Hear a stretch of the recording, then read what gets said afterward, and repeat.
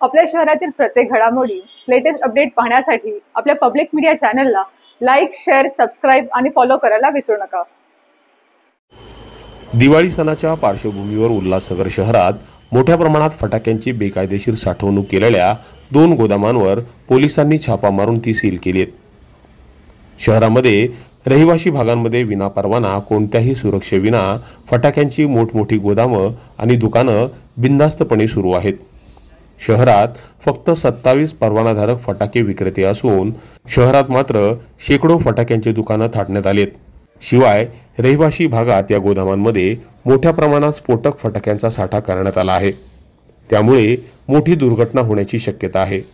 याच अनुषंगानं उल्हासनगरच्या कॅम्प नंबर 4 RGS स्कूलच्या बाजूला आणि कॅम्प नंबर 2च्या मोनिका हॉल शेजारी 2 मोठमोठ्या फटाक्यांच्या अनधिकृत गोदामांवर पोलिसांनी छापा मारलाय। यामध्ये सर्वात पहिल्यांदा तर जे काही परवानाधारक आहेत फटाक्याचे त्यांची आमच्या स्तरावर बैठक घेण्यात आलेली आहे आणि 1 to 1 डोअर टू डोअर जाऊन त्यांनी सुरक्षिततेच्या जे परवानाधारक आहेत त्यांनी सुरक्षिततेच्या उपाययोजना केलेल्या आहेत का नाही याची तपासणी केलेली आहे आणि तशा आपण त्यांना लेखी सूचनाही दिलेल्या आहेत। त्याचबरोबर या व्यतिरिक्त जे परवाना नसतानाही फटाके स्टोअर करत आहेत आणि विक्री करत आहेत त्याच्यावर आपण एक उल्हासनगरलाही कारवाई केलेली आहे आणि कालच आम्ही मिळालेल्या गोपनीय माहितीनुसार विठ्ठलवाडी पोलीस स्टेशनच्या हद्दीत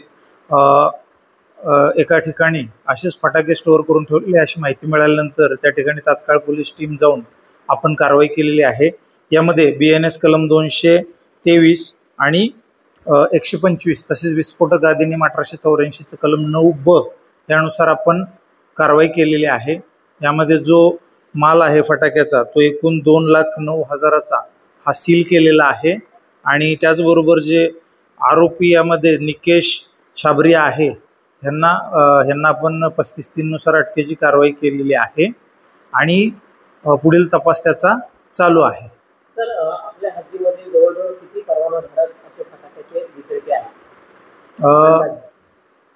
एकूण डिव्हिजनच्या हद्दीत आमच्याकडे 27 परवानाधारक आहेत फटाके विक्रेते आणि काही लोक नवीन पण कलेक्टर ऑफिसकडून लायसन्स काढून येत आहेत सध्या।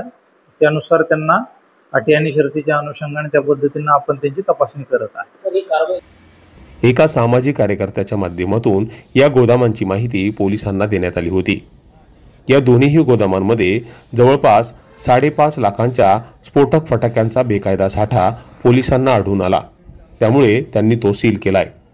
या प्रकरणी पोलिसांनी गुन्हा दाखल करून निकेश छाबरिया आणि उमेश वधारिया या 2 गोदाम चालकांवर गुन्हा दाखल करून त्यांना अटक केली आहे। विशेष म्हणजे उल्हासनगर शहरात दिवाळी सणाच्या पार्श्वभूमीवर या फटाक्यांचा साठा करण्यासाठी मोठमोठी गोदामं या विक्रेत्यांकडून रहिवासी भागांमध्ये घेऊन ठेवण्यात आली आहेत आणि त्यामध्ये करोडो रुपयांचा फटाक्यांचा साठा करण्यात आलाय।